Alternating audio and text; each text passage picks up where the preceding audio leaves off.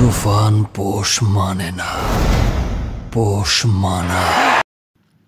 গত ঈদে মুক্তি পেয়েছে ঢাকাই চলচ্চিত্রের সুপারস্টার শাকিব খানের তুফান সিনেমা।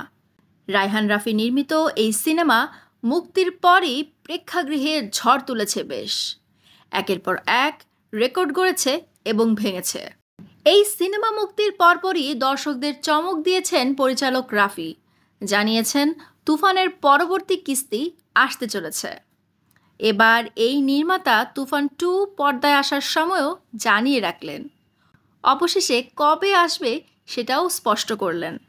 এ বিষয়ে রাফি বলেন, আমার পরের সিনেমা লায়ন।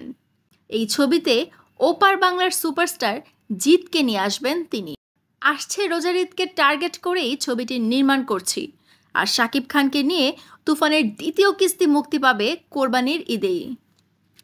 তুফান মুক্তির আগেই লায়ন মুক্তি পেলে দর্শকদের মধ্যে কেমন প্রভাব পড়বে এমন প্রশ্নে রাফি বললেন, যদি বলি লায়ন চরিত্রটি সৃষ্টি করছি তুফানের জন্যই, তাহলে ভুল বলা হবে না।